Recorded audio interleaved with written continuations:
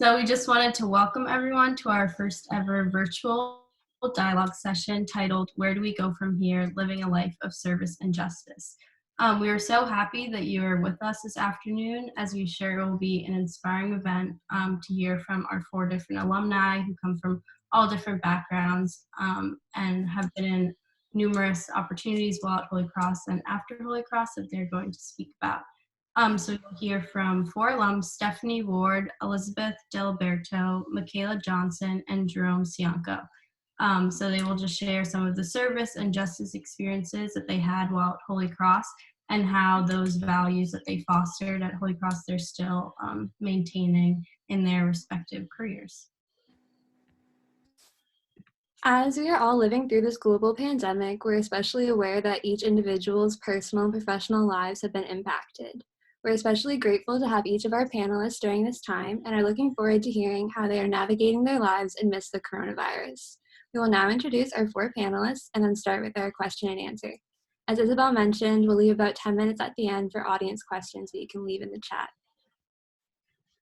Okay. So first we have Jerome. So Jerome Cianco is a recently returned Peace Corps volunteer where he served as an adjunct professor in the People's Republic of China. As a Peace Corps volunteer, Jerome taught English to undergraduate students and university faculty and coordinated extracurricular events, office hours, and advised student groups in cross-cultural understanding. He graduated from Holy Cross in May 2019, majoring in Asian Studies with a concentration in Peace and Conflict Studies. At Holy Cross, he was involved in several areas of student life, including the Donelon office as a CBL intern, varsity men's rowing, SGA, PKS, and liturgical ministry. Our next panelist is Elizabeth Diliberto, who is originally from Dover, Massachusetts, and is a 2013 graduate of Holy Cross, where she studied philosophy and Italian.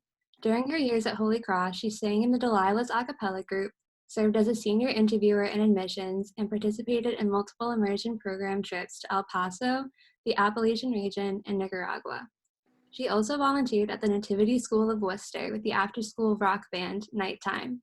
Following graduation, she participated in the Jesuit Volunteer Corps in Detroit, Michigan, working at an organization providing housing to people experiencing homelessness. She subsequently joined a company called Leaders for Today, an executive search firm for healthcare leadership positions in hospitals, where she worked from 2014 to 2019. In September of 2019, she started a new role at a familiar organization as Vice President of the Nativity School of Worcester. Next up, we have Michaela. So Michaela Johnson is also a member of the Holy Cross class of 2013, where she studied psychology and was on the pre-health track. She also participated in SPUD, working for Worcester, participated in an immersion trip to Jamaica, and was on the club swimming team. After Holy Cross, she worked in clinical research at the Dana-Farber Cancer Institute before receiving her master's in nursing from Boston College. Now, Michaela is currently working as an oncology nurse practitioner at Beth Israel Lahey Health Center. And our final panelist is Stephanie Ward, who is a licensed mental health counselor who received her bachelor's degree from Holy Cross in 1979 and her master's in education from Bridgewater State University. Her internship during college at the Worcester Juvenile Court inspired her to pursue a career in this field. She has a more than 40-year career in youth services with Justice Resource Institute, and she was recently elected as president of Citizens for Juvenile Justice, which is an independent, nonprofit, statewide organization working to improve youth justice systems in Massachusetts. She spent more than 20 years developing her expertise in leadership of intensive treatment interventions for the state's troubled youth and adults at the Department of Youth Services and at forensic mental health facilities. She holds 2 certificates in nonprofit executive leadership from Suffolk University and Boston University, and she also serves as a mentor for the Tufts Institute for Nonprofit Practice. Okay, so now we're going to start with our Q&A. So we'd like each of our panelists to answer this first question, and we'll go in the order Stephanie, Jerome, Elizabeth, Michaela. So, how did your Holy Cross experience help you cultivate values around service and justice? So specifically, were there any classes or extracurricular activities that were particularly important or transformative for you? And how did these experiences influence the work and activities you've chosen to do now? So Stephanie, if you want to start us off. Okay.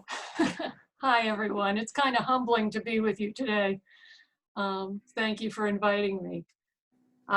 40 years is a long time, and I've done my best to think back for what particularly impacted me, but I have to say the whole experience has stayed with me like it was yesterday. Holy Cross, changed my life. I went to school thinking I was going to become a veterinarian like one of you. And after the first year, discovered I really didn't have a brain for organic chemistry and calculus. And I was better suited to my electives, which included sociology at that time. So by sophomore year, I had switched my major to psychology, which I felt had more of an operational career objective with it than sociology for me, where I'd actually be doing direct service as soon as possible. And that was informed by a lot of what was happening at Holy Cross at the time. Students were very active in those days. I don't think we were anywhere near as socially active as all of you are now. We did have SPUD, and we had internships, and we had an awful lot of opportunities to explore our faith and our belief that we could change the world in a positive way. But I think we were light years behind compared to the Holy Cross I have visited in recent times. Couple of my fondest memories, and if you still have it, the 10 p.m. Mass on Sunday nights. That was standing room only, and kind of set the agenda for the week in a very positive and compelling way for us. Does that still exist? No, okay. All right. Oh, well. Well, we had a 10 p.m. Sunday night Mass that for those of us who like to sleep in was awesome. And for those of us who stayed up all night was like dinner time. My sociology electives at the time, the first one that took me places was sociology of criminal behavior. And with that, I followed up with an internship at the Worcester Juvenile Court, as has been mentioned. I didn't have a car, so I had to find something where I could take the shuttle bus, and the Worcester Juvenile Court was on their route, so I could get there. So that was part of the thinking, but I really didn't know what I wanted in those days and where my career was going. I got to the juvenile court, and I was in charge of coordinating the matches between college students and kids who were on probation. So they were acting as big brothers and big sisters to kids who had been in the court. And I learned a lot from that. I was working for a nonprofit that was based at the courthouse called U Inc., which has changed its name now, but still exists in Worcester. And learned from them. We did a lot of extra service, including starting an emergency shelter for families that were homeless. I have two little brothers who were 10 years younger than me, and I brought them out one weekend to visit the emergency shelter and help us clean that place. It was an old tenement house in Worcester. And they still remember that. They thought they were going to some sort of hospital to help out, and it turned out it was this abandoned building that had no bathrooms, and they really didn't understand what we were doing there to help make that an emergency shelter. But those were some of the experiences. I had some very great teachers along the way, all of whom I'm sure are no longer there.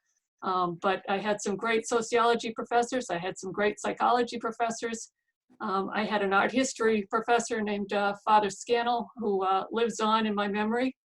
And Father Albert Diani was a bioethics professor who he was a Marist. He wasn't a Jesuit, and just inspiring and compassionate, and kind of helped me shape my view of the world. That's probably enough from me for now. Thank you so much for sharing, Thanks. Stephanie. Jerome, now if you could talk a bit about how your Holy Cross experience has helped you cultivate values around service and justice, like specific activities that you did or classes that you took, and how these experiences are now influencing your work. Awesome, thank you. Before I talk about 3 points specifically that helped with cultivating values of service and justice, all around what my Holy Cross experience was able to do for me was really cultivate a mission-oriented experience, and the way I really live my life and the jobs that I'm involved in is to be very mission oriented and to really understand what I'm a part of and why I'm a part of it. And to talk about 3 experiences that really help to cultivate values of service and justice and to be mission oriented. The first one is I always go back to when did I start realizing the importance of mission? And I think it was my sophomore year when I took the class, Community Engagement and Social Responsibility. The class goes into different aspects of society, but it starts out the first 2 weeks of looking at institutional mission statements of different colleges like Holy Cross, and to really dissect and understand the importance of mission. And going into the Peace Corps after Holy Cross, really understanding the mission of the Peace Corps and of whatever organization or committee I was a part of helped me find value during hard times, and then also keep in perspective what I was trying to achieve. So that class had a big impact on me. The second point were activities and things outside or inside the classroom, like CBL or Holy Cross Days, working for Worcester, things that allowed me to really get off Holy Cross's campus and interact, engage with people. I think back to my first year at Holy Cross where through a CBL course, I volunteered with Notre Dame Hospice, and I sat with individuals in hospice, and I was able to listen and just be present in the moment. And skills like that you learn outside of the classroom have helped really me better understand and define what I see as service and justice and how better to function in the world. And the last thing I'll talk about is taking classes outside of my major. That was very important to me. My major itself was interdisciplinary, but I always think back, I took one English class at Holy Cross with Professor De La Paz, and it was fascinating. There was about 15 of us, and I was the only non-English major in the classroom. And it was interesting in discussions, seeing how other people would think about problems and questions, and being able to take that experience into a job setting and work with other individuals on different goals or projects, and really be able to see how they are thinking, and just being able to listen and understand other people have really impacted going into service after Holy Cross. Thank you so much for sharing. Okay, Elizabeth, your take. All right, awesome. So very much like Jerome, I think Holy Cross really introduced the idea of mission and also values and what are you going to carry with you throughout your life. So I felt like when I walked on campus at Holy Cross, there was just so much opportunity. I was almost overwhelmed by the amount of opportunity to participate in activities, but particularly related to service and justice. I remember going to my first volunteer fair and it being like a swarm of people and being almost overwhelmed by the amount of things you could do. So I tried to pick a couple of things and dive in. But my kind of extent of volunteerism before Holy Cross were different things through my church, like working on a food drive or things that were very practical. And I felt like some of the things I chose to do during Holy Cross really focused on building relationships. So I started doing Big Brother, Big Sister. And so that was something that I think the value was building a relationship with one person and maintaining that over time. I started to work at Nativity, and that was another opportunity to join a community. So for me, service and justice really go hand in hand with community and personal growth. And that was a value that I've absolutely taken with me throughout my career, throughout my personal life. So I think some of those experiences really instilled that there. Through JVC as well. So I ended up doing a year of service in Detroit, another huge place where community was built. And that was something that has influenced what I've decided to do professionally. I think they joke that JVC is, ruined for life, that that you're always kind of asking yourself. And I think Holy Cross has played as this too. What have you done for others? And being men and women for and with others. So that's something I'm trying to always ask myself, and I feel like it's kind of drilled into me to be a mission-driven person. So yeah. Thank you. Michaela, if you could finish us off with this question. Sure. So just want to say thank you again for having all of us. And I feel like I'm going to echo a lot of the same points, and everybody's been so impressive with sharing their experiences. But kind of like Stephanie was saying about trying to find your way and what classes you take, and just want to give a shout out to any freshman or sophomore out there who doesn't know exactly what they're going to do yet. You don't have to have it all figured out. I kind of found my way through Holy Cross and taking different classes and working with different professors, and like everyone's been saying, learning outside the community, outside the walls of Holy Cross.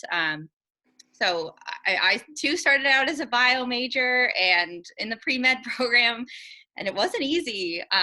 But then I did the immersion trip to Jamaica after freshman year. I had never been out of the country, just kind of felt the call to go. And that really was the first real transformative Holy Cross experience for me.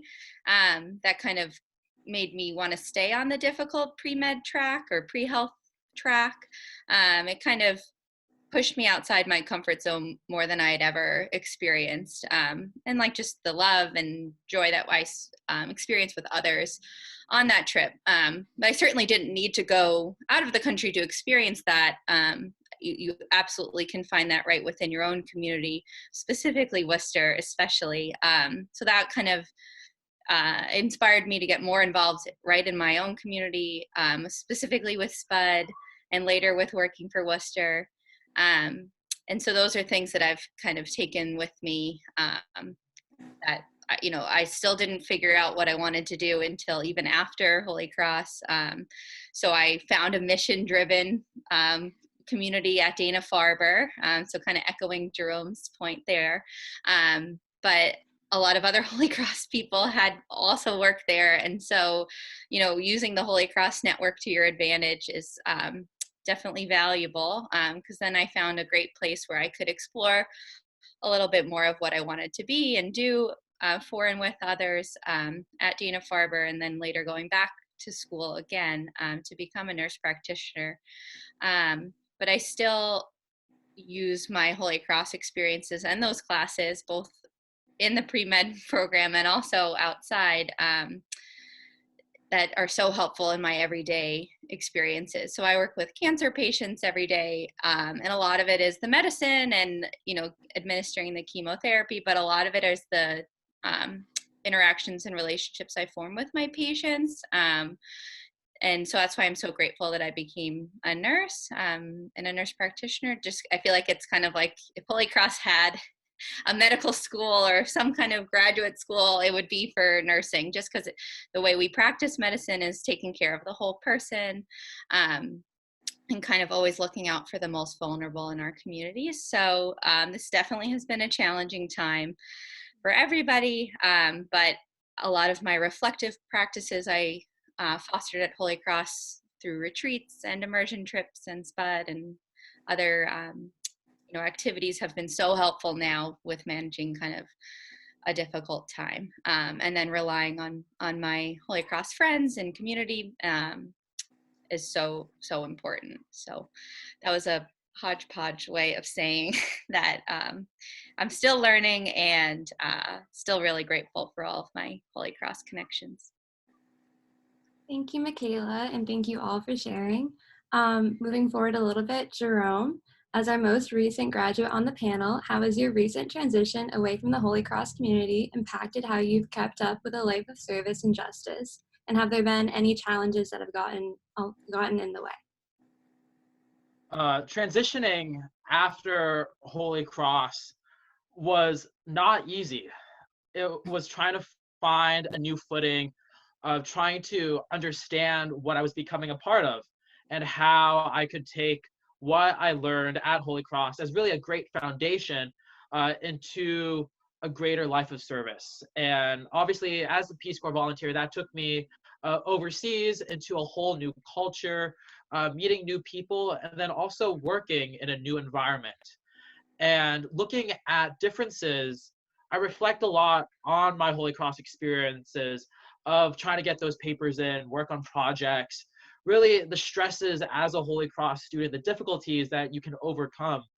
And when I faced struggles or difficulties as a Peace Corps volunteer, I would always reflect on my Holy Cross experiences and realize that there's always a way to overcome something. It's trying to navigate and figure out how best to achieve that goal or mission. One challenge I did find was trying to navigate cultural differences, working with other people from different backgrounds, both Americans working with people geographically from different parts of the country and different educational backgrounds, but then also working in China, working with staff at the university, working with colleagues, and how best to navigate it. And what I think Holy Cross helped me really work on is to be able to listen and work across those differences. In the Peace Corps, there's an acronym called DIVE. It stands for Describe, Interpret, Verify, and Evaluate.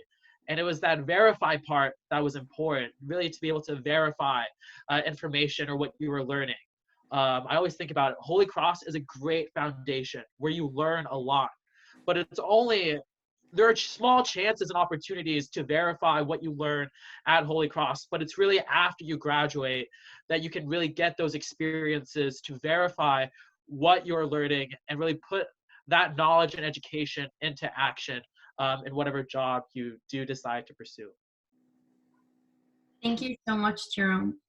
So now transitioning to Stephanie, as you've been well established at the same company for 40 years, what has motivated you to continue in this field? And have you had any setbacks or challenges that have made you doubt your choice? Oh, I think you're on mute, Stephanie. Okay. I was champing at the bit by the time I had reached the end of college to get out in the world and practice some of what I had been working on and learning. Discovering quickly that an internship and a practicum weren't going to get me a top level job, but I could parlay what I had learned from both of those and additional experiences at JRI to at least get in the door. My first job being at a detention center for juvenile justice kids in Taunton, Massachusetts. And I came in as their secretary because I didn't have sufficient experience to work directly with the kids, according to the leaders of that program. And in 3 months, I was a case manager for them. So I was able to jump in pretty quickly. Got to go to court all the time with the kids, got to help their attorneys figure out what was going to be best for them, tried to work individually with the kids to keep them calm and focused and figure out how to get themselves out of trouble in the future. And moved up pretty quickly there, eventually becoming director and going to school in the evenings to get my master's degree. I loved that job. I loved the population of kids. I loved the staff. I loved what we were accomplishing, and kind of continued that trajectory into more leadership roles across my company. I didn't stay in the same place for 40 years. I moved to different populations. I was working 4 years on an inpatient forensic unit for adult, mentally ill, criminally involved persons. That was very exciting. and then moved back into working with children again at two of our residential schools that serve children whose special needs are too intense for the public schools. And then from there became a division director overseeing a bunch of those programs, and then a vice president. I spent 33 years working directly in programs with children or adults with some significant challenges. And finally, 7 years ago, my bosses asked me to move into a more outward-facing role to help change the policies and the legislation and the laws that impact our programs and look at the wider world. It was tough to do that because I really loved being with the kids, even if I wasn't directly working with them anymore. I was in administrative roles. I was still on a campus up until 7 years ago. And so I got to see the kids. It was like being the mother-in-law on the campus. I got to see them every day and spend some time with them, and then go back to my office while the rest of the staff took care of them. So that was ideal, but I love the job I'm doing now. I have to say it does make an incredible difference to be part of the group of people that are working to make the laws make sense. You know, part of what we've done in recent years was, and I was telling this to the career group that I came out to visit, the Raise the Age effort in Massachusetts, where juveniles can now be served in the juvenile justice system up until the age of 18. That was a direct result of advocacy by some of the groups I'm involved with. Prior to that, it was 17 in Massachusetts. So kids who are 17 would end up in an adult correctional system that just doesn't have the supports and services. So it's things like that that are actually changing what gets done in Massachusetts. They're pretty exciting. So that's enough. Thank you, Stephanie. And so now we're going to shift a little bit. As we all know, we're living in an unprecedented time of societal disruption, and we wanted to talk a bit about how service and justice currently look like for each of you. We're interested in knowing how the values that you fostered at Holy Cross that you spoke about earlier are informing and helping you spend your time right now too. So we're going to start with Michaela because the health sector has been considerably affected. So what does service and justice look like in your work as a healthcare professional? So yes, it's definitely been a little bit of a crazy time, to say the least. I'm fortunate that I currently am not I'm on the front lines, but not the first of the front lines, because I work in an outpatient cancer clinic. So we've had a lot of changes, for sure, and I likely will be called inpatient to help work in the coming weeks.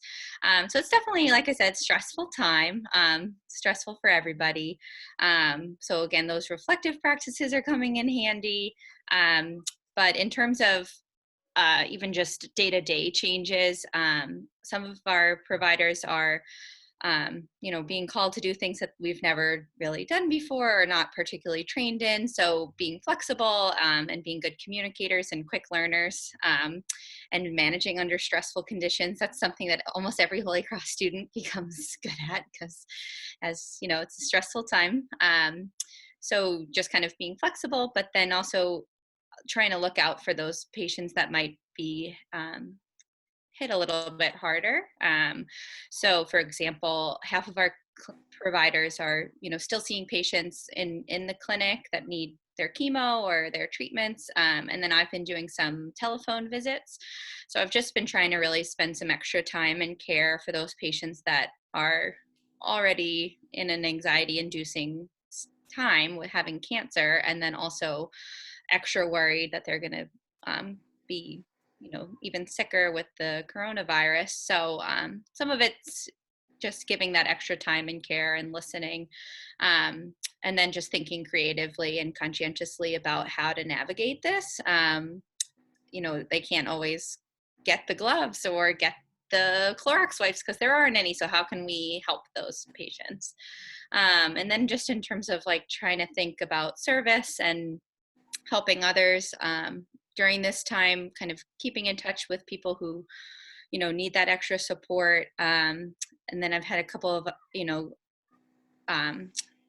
different fundraisers to help providers in general, and people have really been coming together and connecting. And one of my Holy Cross friends who makes mittens to actually on a kind of side project has transitioned to sewing masks and has, connected them to healthcare providers like myself. So I'm really grateful for those Holy Cross connections, and then just staying informed, and really shout out to Dr. Fauci, our Holy Cross alum, who's been, kind of really leading this whole thing.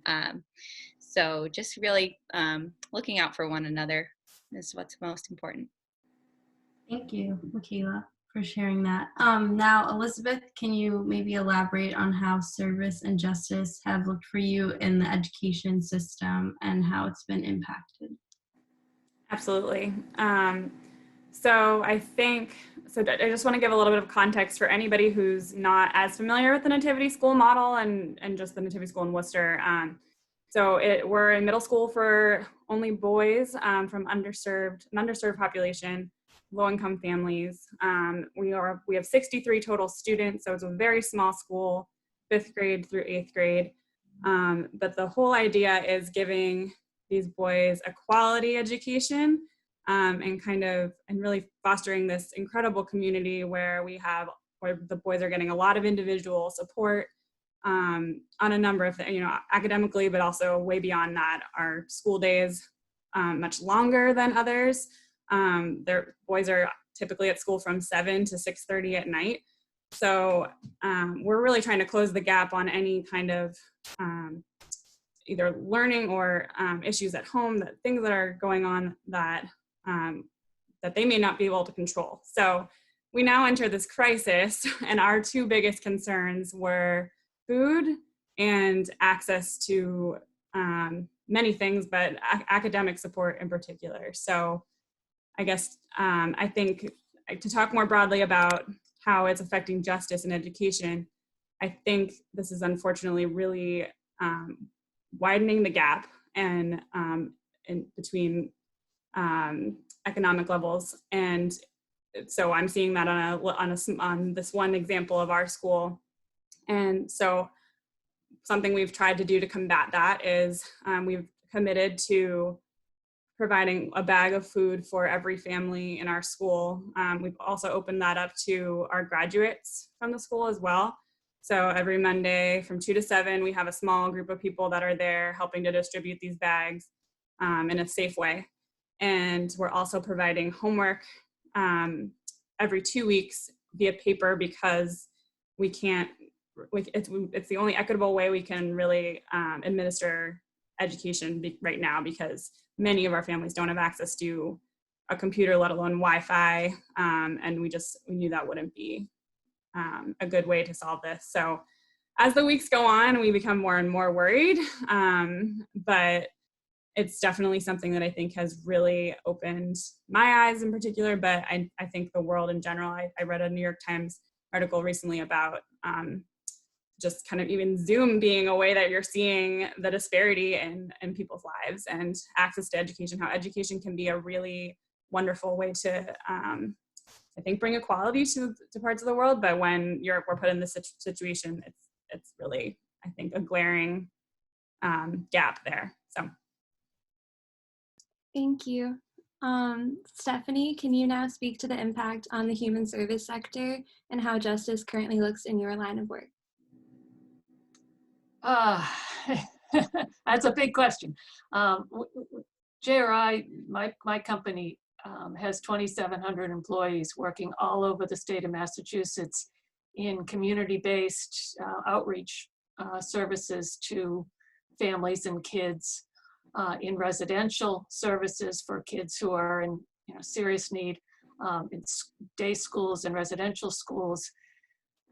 So we're making do all over the place. We have our community-based teams doing telehealth through hopefully secure lines with families and kids, trying to keep them functioning without direct face-to-face support. And that's really hard to do. Everybody's learning it. The families are doing the best they can on FaceTime or whatever they have in the house, or just over the phone if they don't have any way of doing anything video.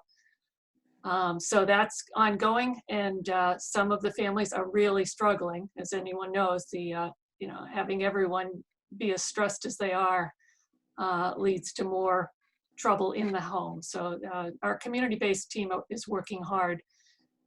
The residential teams are also working extremely hard because there are children who can't go home. Either the home isn't there, or it isn't safe, or they're just too challenged themselves for families to take care of them. So the kids who are in the residential programs have daily activities in school, and we have some very committed staff who are showing up every single day to take care of them, risking however that's going to impact their own lives. One of our intensive units, staff had an exposure, so they chose at that point to shelter in place with the kids. They picked a core team that was willing to stay for 2 weeks, for a 2-week rotation, 24/7. They've finished week 1. Everybody's doing okay. They haven't gotten tired of each other yet, and they're keeping the kids as busy as possible. They're running school. The teachers are sending in remote classwork for the kids, and the staff are running the school. They're cooking the meals. They're keeping the place clean. They're keeping some really intensely involving kids safe, and so far without any sickness. So, but that none of them go home. So for 2 weeks they don't get to be with their own families or get any privacy. So that's those are the kinds of sacrifices being made across the sector. That people are doing this in hospitals. They're doing this in human service settings. There's some real heroes out there. Thank you for sharing, Stephanie. And now for Jerome.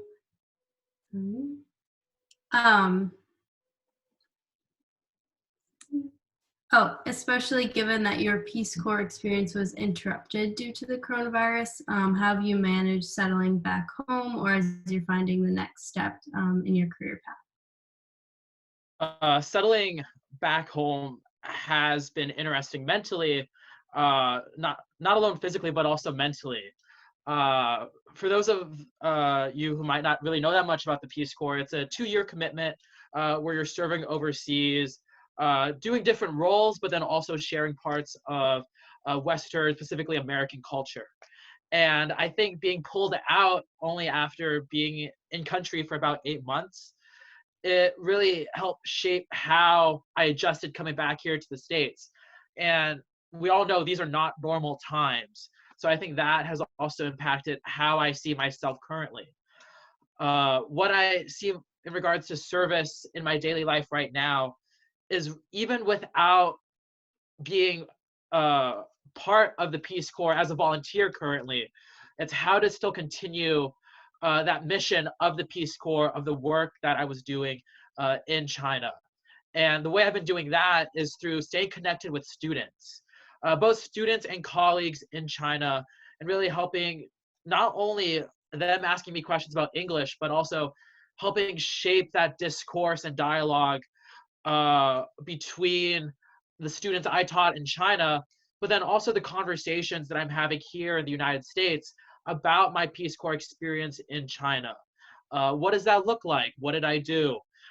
Really having that on the ground experience was very valuable for me to take with me back here in the United States, and being able to share those experiences, both being able to disclaim rumors or myths, but then also being able to have that dialogue. And I think that's where it's important, is to be able to have a dialogue with the experience I was able to have through the Peace Corps with people who are not able to go to China or have that volunteer experience.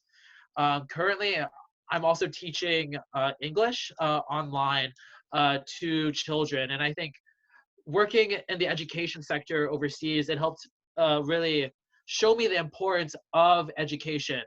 For Peace Corps volunteers in China, we taught in Southwest China, where the education system is a lot more poorer and not as good as what you think of when you think of like Beijing or Shanghai on the eastern coast of China, where their education system is a little bit better, more funded financially. So just being able to really stress the importance of education and making sure that education is available I think experiences at Holy Cross that really surprised me, where I actually was able to tutor at the Nativity School my senior year. And having that experience of being able to tutor children helped me engage with students in another culture and how best to navigate it. And still navigating currently with students online is something that I'm trying to continue. So even though not being a part of the organization, that doesn't mean the mission has to end. And so that's what I'm still trying to find right now.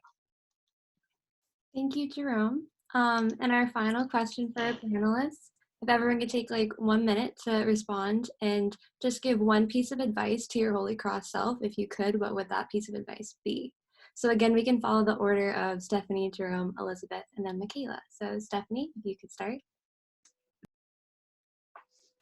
I think take advantage of all the opportunities that are available to you. And it sounds like a lot of you are doing that, you know, look at all of the things that Holy Cross can give you, and make sure that you don't waste your time there. It's an incredibly valuable 4 years, and you can shape the future of the world by what you learn and what you start applying from that experience.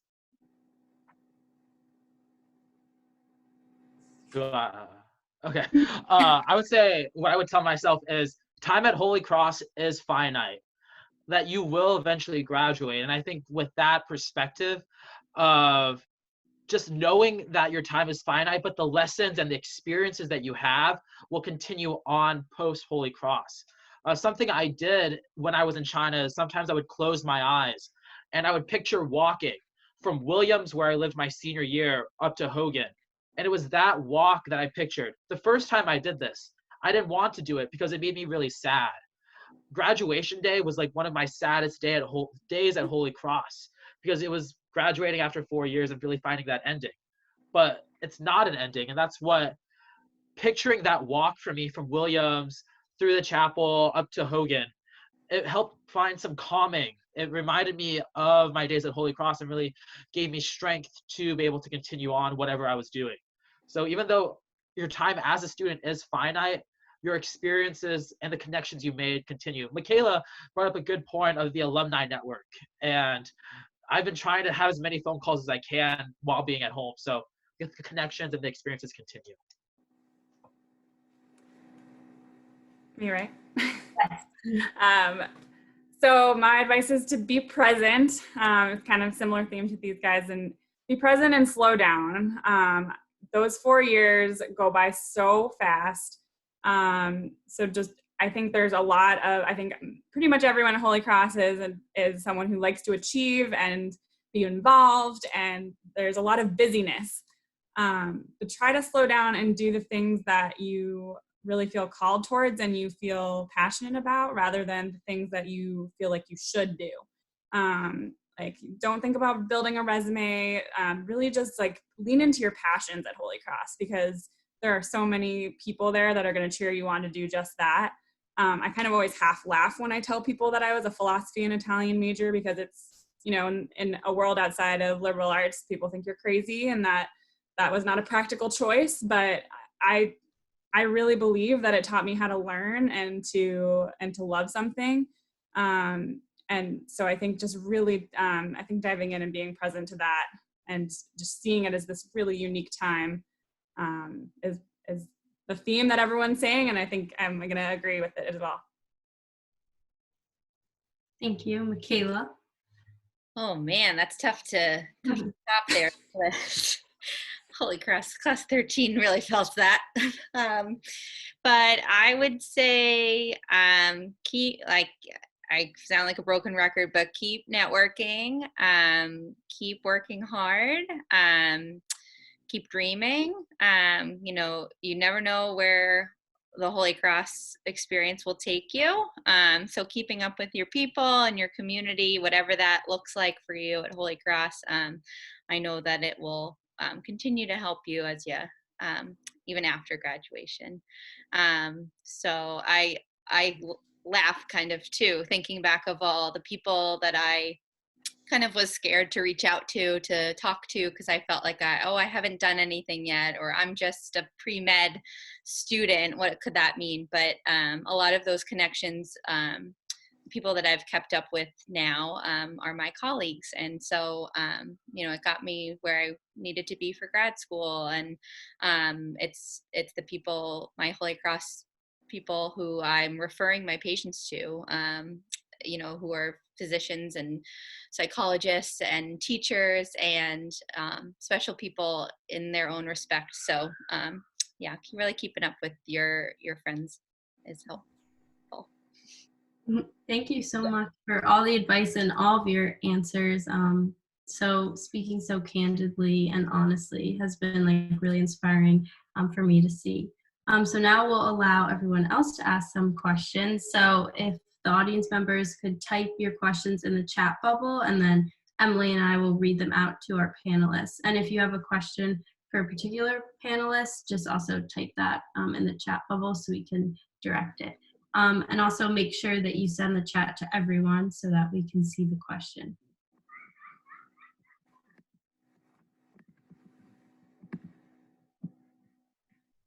Okay, so we have our first question.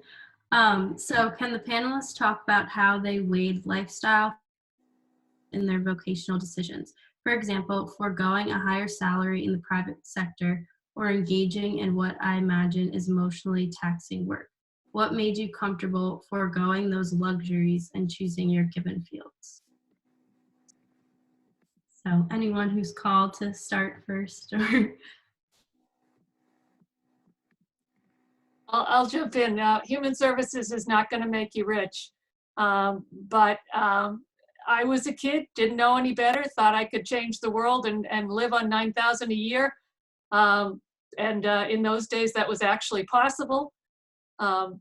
So that wasn't a big factor for me about choosing the job I was going to do, because I had to do something that meant changing, kids' lives. That was the primary reason for going into that business. And it's continued to pay the bills. Probably not as well as other jobs, but other jobs have their own value and their own contributions to give. So if there aren't rich people out there, they don't keep nonprofits in business. So there's value to all of it. Being a recent graduate, I'll talk about now is really a perfect time. So I pursued being a volunteer, which did not pay me a living wage. And I'm still trying to build up my career. So after graduation is one of the opportune times in like the whole career span is to build more experience, but then also to have experiences. For me, I knew I wanted to be on campus all 4 years just because of opportunities and experiences. So I knew I wanted to go overseas and be a volunteer after Holy Cross. So really use that time after you graduate to really do something that you want to do that you might not think you might not have another chance to do so.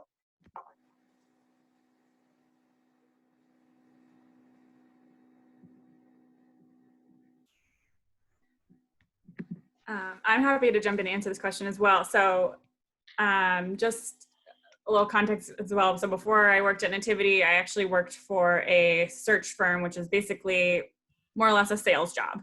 And so I think the best answer to this question is really figuring out what your own values are and what those luxuries really look like to you. So I had the opportunity to make a lot more money for sure in a sales type of role. But I found after time that it just like, I didn't feel like what I was doing mattered to me, or that it was something I was really able to put a lot of passion into. And so I found that my values were to be doing something that was a little bit more hands-on, something I could see an impact in a little bit more. And I found my way back to the nonprofit world.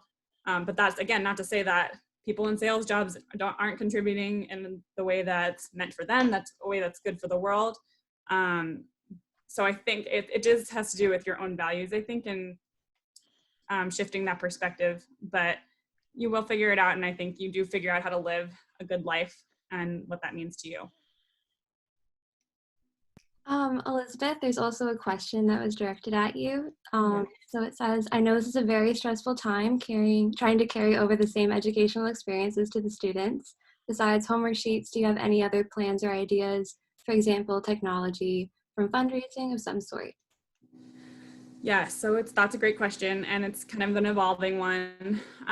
So we right now we're closed till May 4th, but we have pretty strong feeling that's not going to be really when we're not going back. So right now the kids have really not been learning anything new, so that's been a big concern for us. Is that they're kind of practicing skills that they've learned already, but how do we start implementing new learning?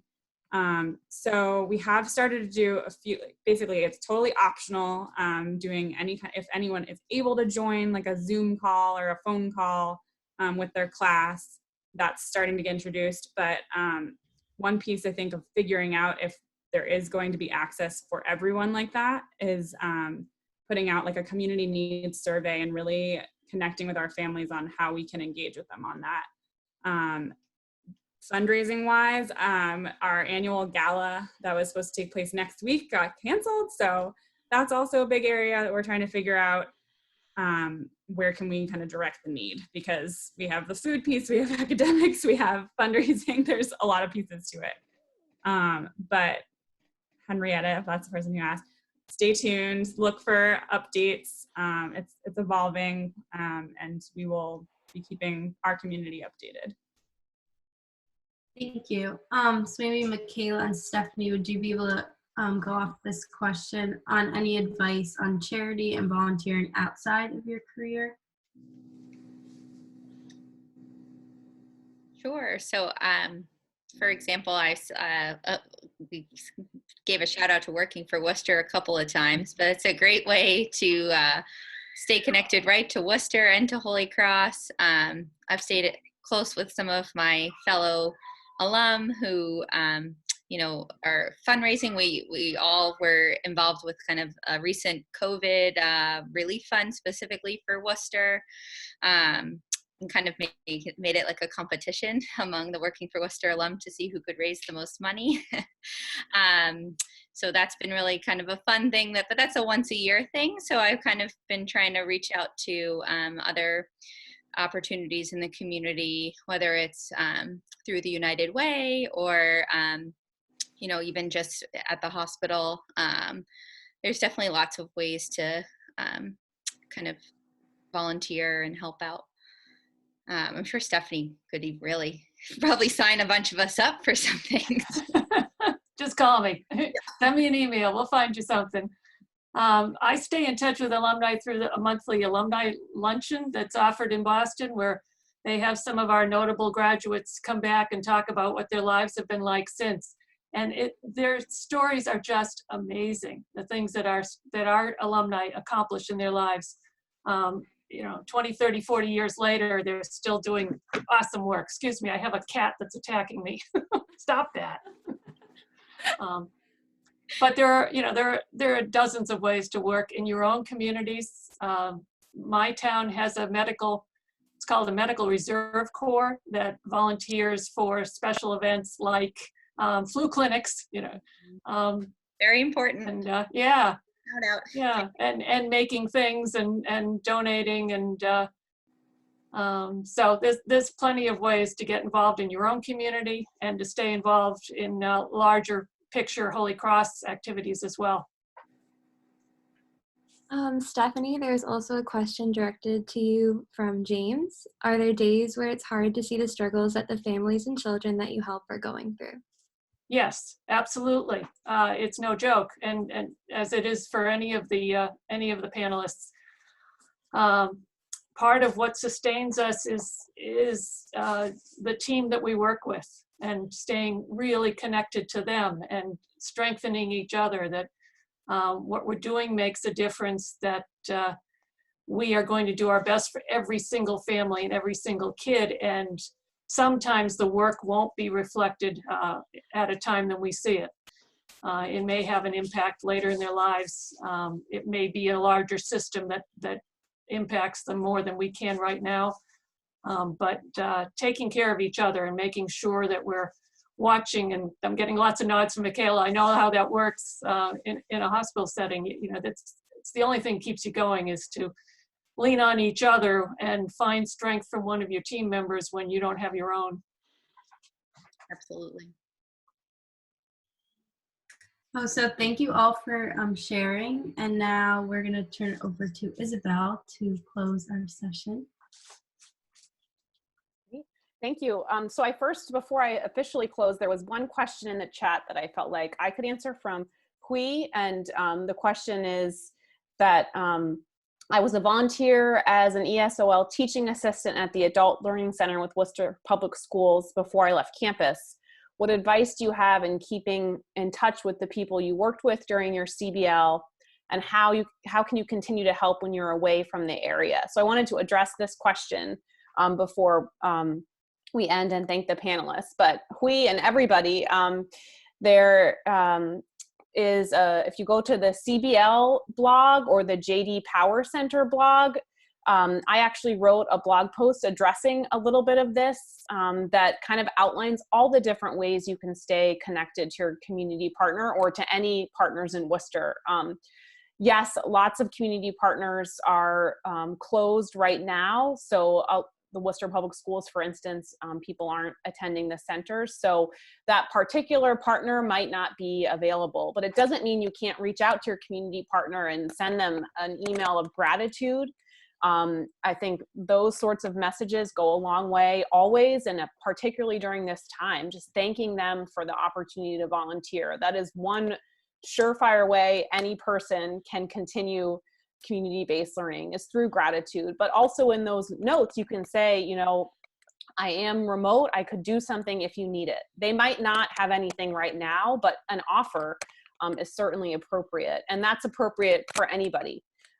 Gratitude and offering support. And then also in that post, there are some particular community partners who have reached out to us and said, these are the things that people can do remotely. So check that out. If there's a particular opportunity that's of interest to you, just reach out to me and I can help get you connected. But overall, my advice for continuing with community engagement, the whole point of engagement is relationship building, mutuality, reciprocity, engaging in exchanges where we can learn from each other. And that can happen between you and your community partner, between you and members of your household, members of your community. It can happen everywhere, and it can happen virtually. So exchanging messages of thanks and gratitude, no matter what, will go a long way. But I'm also happy to talk about specific opportunities that are currently available. And more may come up as the weeks go on and things change. But great question, Hui, as that helps us show that community-based learning can continue. So I just want to take the last few minutes. A huge thank you to Stephanie, Jerome, Elizabeth, and Michaela. If anybody has their video on, air clapping, thank you so much. It's really been an honor to hear from you. And I'm a Holy Cross alum myself. And I just love all these opportunities to connect with alumni. And the four of you have really highlighted the power of a Holy Cross education and being a part of the network. Whether or not we're on campus physically, alums can speak to this. We are on campus for 4 years, and then the rest of that time, we're away from campus, but we're not away from the community that's built. And we're seeing that virtually now, and you've certainly shown that the Holy Cross Network is here to make mittens and masks. It's here to set you up professionally. It's here to communicate with you and more, and thank you for highlighting that. A big thank you to Emily and Julianne for bringing these panelists to us and getting us through the questions and helping us learn more from them. And finally, just from the JD Power Center and the Donnellan Office of Community-Based Learning, to all of our students, know that we are open and available to you. So questions like we had around staying connected, we're happy to answer those questions, or anything else to support you in thinking about experiential learning now and beyond. Please check out our blogs. I mentioned the blogs with the posts, but there's other posts that are there too that are highlighting ways you can do and continue with experiential learning. So thanks for joining us today. Again, thank you to our alumni, and we wish all of you well. And for those who celebrate Easter or Passover, we wish you well during these days to come, and contact us, connect with us if you have anything that you need. So thank you everybody so much. Have a great evening.